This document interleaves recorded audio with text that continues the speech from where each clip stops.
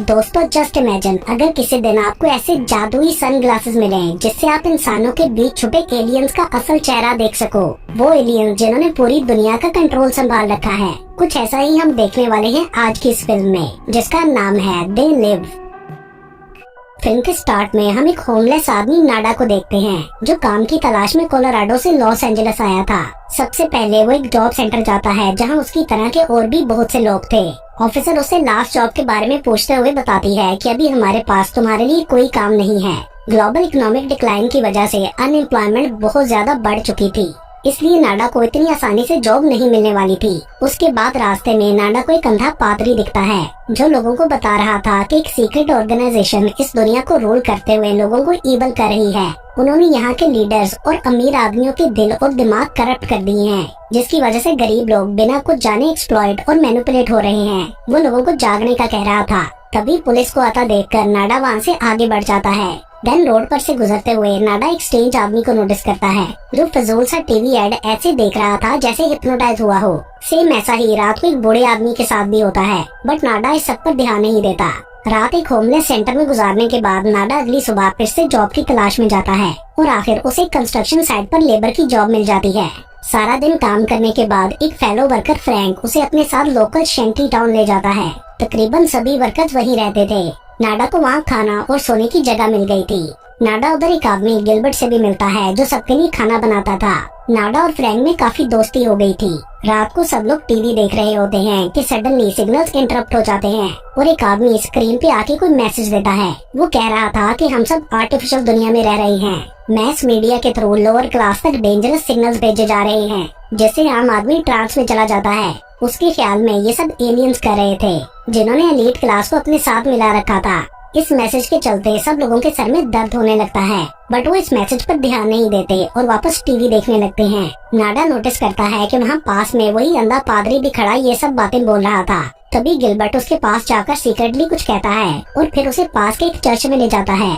अगले दिन नाडा के इस बारे में पूछने पर गिलबर्ट बताता है कि वो पादरी चर्च में चॉयर मतलब रिलीजियस सॉन्ग गाता है और अभी भी उसकी रिहर्सल स्टार्ट होने वाली है। तभी अचानक दोबारा से वही रात वाली ब्रॉडकास्ट टीवी पर चलने लगती है। वो आदमी अगेन उन सिग्नल्स को रोकने की बात कर रहा था और बोलता है कि गरीब लोग एलीट क्लास के गुलाम बन चुके हैं, जो कि इंसान नहीं है। सबके सर में फिर से दर्द होने लगा था। तभी नाडा नोटिस करता है कि गिलबर्ट परेशान सा होकर दोबारा चर्च की तरफ गया है, सो वो भी उसे छुपकर फॉलो करता है। चर्च के अंदर से चॉयर की आवाज आ रही थी, बट नाडा देखता है कि वो टेप रिकॉर्डर पर चल रहा था, ताकि वहाँ होने वाली सीक्रेट मीटिंग की आवाज बाहर ना जाए। वहाँ पर एक मिनी लैब टाइप जगह भी थी और सन ग्लासेस भी बनाए जा रहे थे। दीवार पर एक मैसेज भी लिखा हुआ था, दे लिव वी स्लीप। दूसरे रूम में गिलबर्ट, वो टीवी वाला आदमी और कुछ और लोग मीटिंग कर रहे होते हैं। यही लोग टीवी को हैक करके वो मैसेजेस दे रहे थे। वो लोग कुछ नए लोगों को भी रिक्रूट करना चाह रहे थे, ताकि और ज्यादा पब्लिक तक उनके ये मैसेजेस पहुंच सके। नाडा को कुछ समझ नहीं आ रहा था। वो चर्च से बाहर आ जाता है क्योंकि पादरी ने उसे देख लिया था। उसके बाद नाडा देखता है कि गिलबर्ट और उसके साथी चर्च में से कुछ बॉक्सेस लेकर भाग गए थे। देन रात को पुलिस कैंप और चर्च पर रेड करके पूरे टाउन को तबाह कर देती है। जो भी रजिस्ट करता वो ब्रूटली मारा जाता। वो टीवी मैन और प्रीचर भी मारे गए थे। नाडा एक लड़के को साथ लेकर चर्च में चला जाता है, जहाँ कुछ और लोग भी छुपे थे। अगले दिन वो लोग देखते हैं कि कैंप में सब कुछ तबाह हो जाने के बाद भी वो टीवी स्टिल चल रहा था। देन नाडा चर्च में जाकर देखता है कि दीवार की उस राइटिंग को पेंट करके मिटा दिया गया है। मतलब इसका कुछ मतलब जरूर था, वरना पुलिस इसे ना छुपाती। साथ ही उसे एक सीक्रेट पेंट्री में वैसा ही बॉक्स मिलता है जैसा गिलबर्ट लेकर भागा था। उस बॉक्स में बहुत सारी सन ग्लासेस थी। वो एक ग्लासेस लेकर बाकी गार्बेज कैन में छुपा देता है एंड देन वो गॉगल्स पहनने पर उसे सब कुछ ब्लैक एंड व्हाइट सा नजर आने लगता है। ये वो रियलिटी थी जो आम आंखें नहीं देख पा रही थी। उसे हर बिलबोर्ड या हेडलाइन पर छुपे वर्ड्स नजर आ रहे थे, जैसे कि marry, don't think, buy, breed, sleep और कंज्यूम। हर जगह ही ऐसे हिडन मैसेजेस दिए गए थे जो लोगों के ब्रेन को इफेक्ट और कंट्रोल करके ऐसी चीजें करवा रहे थे जिनके बारे में आम पब्लिक जानती ही नहीं थी। उसे इन ग्लासेस के थ्रू लोगों के रियल ड्रॉने फेसेस भी दिखाई देने लगे थे। नाडा बार बार ग्लासेस उतार के देखता है कि सामने खड़ा आदमी एलियन लग रहा था। वो आदमी भी नाडा के बिहेवियर से थोड़ा सस्पिशियस हो जाता है, बट इग्नोर कर देता है। पेपर मनी पर भी दिस इज योर गॉड लिखा था। एंड देन नाडा देखता है कि सब ट्रैफिक लाइट्स पर ट्रांसमीटर लगे थे जो बार बार हिप्नोटाइजिंग आवाज में स्लीप बोलते थे। जल्द ही नाडा समझ आता है कि सभी मॉन्स्टर्स दिखने वाले लोग अमीर और सक्सेसफुल थे और वो आम इंसानों के बीच नॉर्मल रह रहे थे। देन नाडा एक पॉलिटिशियन को टीवी पर स्पीच देते देखता है। उसके अंदर भी असल में एक एलियन छुपा था। एक्सीडेंटली नाडा मॉल में एक लेडी को ये बताकर उसकी इंसल्ट कर देता है कि वो हॉरिबल लग रही है, जिससे वो समझ गई थी कि नाडा उसका असली चेहरा देख सकता है। तो वो ह्यूमनॉइड अपनी रिस्ट वॉच के थ्रू दूसरों को नाडा के बारे में बता देती है। सब एलियंस उसकी तरफ बढ़ने लगे थे, जिससे नाडा डरकर वहाँ से भाग जाता है। जल्दी दो मॉन्स्टर पुलिस वाले उससे पूछते हैं कि तुमने ये ग्लासेस कहाँ से ली। साथ ही वो लोग उसे थ्रेट करते हुए खुद को ज्वाइन करने का भी कहते हैं, बट नाडा उनकी ऑर्गेनाइजेशन को ज्वाइन नहीं करना चाहता था। सो वो उन्हें मार के वहाँ से भागकर एक बैंक में चला जाता है। वहाँ पे और भी बहुत से मॉन्स्टर्स थे। नाडा एक एक करके उन सबको मारने लगता है। उनमें से एक अपनी वॉच के थ्रू पुलिस को बुलाकर अचानक से गायब हो जाता है। नाडा जल्दी से वहाँ से भागकर एक पार्किंग लॉट में चला जाता है। रास्ते में वो एक ड्रोन को भी शूट करता है जो उसे फॉलो कर रहा था। पुलिस से बचने के लिए नाडा वहाँ मिली एक लड़की होली को होस्टेज बनाकर उसके घर चला जाता है। उधर पहुंचकर नाडा उसे सारी बात एक्सप्लेन करने की कोशिश करता है कि दुनिया खतरे में है और इवल क्रिएचर्स लोगों को कंट्रोल कर रहे हैं। वो उसे ग्लासेस पहनने को भी कहता है ताकि वो सारी सच्चाई खुद देख ले, बट होली नहीं मानती। उसे नाडा पर बिल्कुल ट्रस्ट नहीं था एंड अचानक ही वो उसे अपनी खिड़की से नीचे फेंककर पुलिस को कॉल करती है। नाडा तो बच गया था, बट उसकी ग्लासेस टूट गई थी एंड वो उधर से भाग जाता है और रात ब्रिज के नीचे गुजारता है। अगली सुबह वो किसी तरह फ्रैंक के पास जाकर उसे हेल्प के लिए कहता है, बट वो भी नाडा को एक किलर समझ रहा था, इसलिए खुद से दूर रहने का कहता है। नाडा उसे बताने की कोशिश करता है कि वो लोग इंसान नहीं थे, बट फ्रैंक उसकी बात नहीं सुनता। अपनी इनोसेंस को प्रूव करने के लिए गार्बेज ट्रक में से वो बॉक्स लेकर नई ग्लासेस निकाल लेता है। फ्रैंक भी करीब खड़ा ये सब देख रहा था।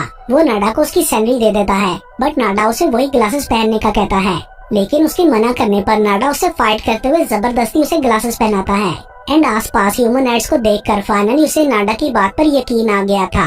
देन पास के एक मोटल जाते हुए नाडा सारी बात फ्रैंक को एक्सप्लेन करता है और रूम में पहुंचकर वो लोग अपने नेक्स्ट स्टेप को डिस्कस करते हैं। अगली सुबह वो लोग गिलबर्ट से मिलते हैं और वो उन्हें अपने जैसी सनग्लासेस पहना देखकर अपनी ग्रुप मीटिंग में ले जाता है। वहाँ उन्हें ग्लासेस की जगह लेंसेज लगा दिए जाते हैं ताकि ज्यादा क्लियर पिक्चर देख सकें। गिलबर्ट उन्हें डिटेल में इवल क्रिएचर्स का बताता है। वो कहता है कि एलियंस लोगों को पावर और दौलत देकर अपने मकसद के लिए यूज कर रहे हैं। ये ग्लोबल वार्मिंग भी उन्होंने ही की है। वो इस दुनिया को अपने लिए सूटेबल बनाते हुए हमारे सारे रिसोर्सेज खत्म कर रहे हैं। यहाँ इंसानों की पॉपुलेशन भी दिन ब दिन कम होती जा रही है और पूरी दुनिया को एग्जॉस्ट करने के बाद एलियन किसी और प्लैनेट्स पर चले जाएंगे। वहाँ एक मेंबर फ्रैंक को एलियन वॉच भी दिखाता है जो सब ह्यूमनॉइड्स को एक दूसरे से कनेक्ट करती थी as a walkie talkie radio. Frank ने वो वॉच अपने पास रख ली थी। गिलबर्ट पूरे ग्रुप से कहता है कि हमें सिग्नल के सोर्स को ढूंढकर उसे हैक करना होगा ताकि लोगों को मॉन्स्टर्स का असल चेहरा दिखाकर ट्रांस से निकाला जा सके। तभी होली वहाँ आकर बताती है कि तुम्हारी ग्लासेस के थ्रू मैं रियलिटी देख चुकी हूँ। वो एक ब्रॉडकास्टिंग कंपनी में जॉब करती थी। सो वो कहती है कि मैं ऐसी जगह को जानती हूँ जहाँ से ये सिग्नल्स भेजे जा रहे हैं। अचानक से पुलिस वहाँ रेड कर देती है। उन्हें सब लोगों को मारने का ऑर्डर मिला था।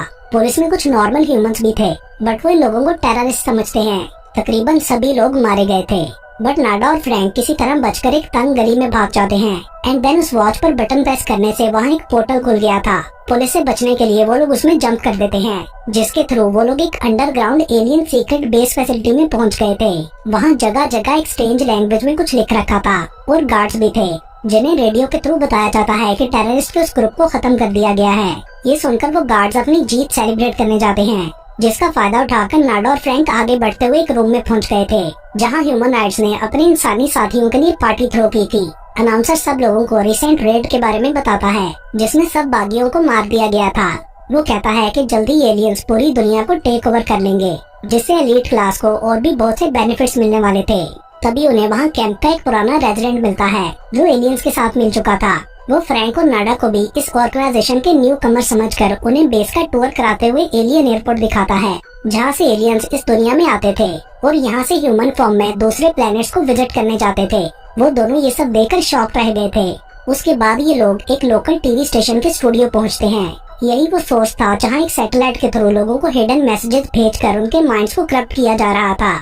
मगर जब अंदर जाने के लिए उनसे आइडेंटिटी सर्टिफिकेशन का पूछा जाता है तो फ्रैंक और नाडा गार्ड्स को शूट करके मार डालते हैं। वो टूर गाइड उन दोनों को कन्विंस करने की कोशिश करता है कि वो भी उन्हें ज्वाइन करके बेनिफिट से फायदा उठाएं, बट वो नहीं मानते और मेन स्टूडियो में चले जाते हैं। जहाँ ह्यूमनाइट्स काम कर रहे थे। नाडा वहाँ एम्प्लॉय से होली का पूछता है, मगर कोई उसके बारे में नहीं जानता था। बट एट लास्ट उन्हें पता चल जाता है कि सिग्नल डिश छत पर है, तो वो लोग उसे डिस्ट्रॉय करने के लिए ऊपर की तरफ जाते हैं। हॉलवे में उन्हें होली भी मिलती है, जो किसी तरह उस पुलिस रेड में बच गई थी। नाडा रूफ टॉप पर जाता है तो होली उसके पीछे जाने से पहले ही फ्रैंक को मार डालती है, मतलब वो भी ह्यूमनाइट्स के साथ मिली हुई थी। उधर नाडा सैटेलाइट डिश को ढूंढकर डिस्ट्रॉय करने ही वाला था कि तभी होली उसे पीछे से गन पॉइंट पर लेकर सरेंडर करने को कहती है। बट नाडा इनकार करके अपनी हिडन गन से होली को शूट कर देता है। इतनी देर में ऊपर हेलीकॉप्टर से पुलिस वाले उस पर फायरिंग स्टार्ट कर देते हैं। वो उसे पीछे हट जाने को कह रहे थे, जिसके बाद नाडा अपनी सारी स्ट्रेंथ को यूज करते हुए मरने से पहले डिश सैटेलाइट को शूट करते हुए डिस्ट्रॉय कर देता है। एंड लास्ट में वो स्माइल के साथ नीचे गिर गया था। और फाइनली आम लोग ये शॉकिंग ट्रूथ जान गए थे कि एलियन क्रिएचर्स उनके बीच छुपे हुए थे और इंसानों को एक्सप्लॉइट कर रहे थे। नाडा की हेल्प से सब लोग एक गहरी नींद से जाग चुके थे। और इसके साथ ही ये मूवी यहीं पर खत्म हो जाती है।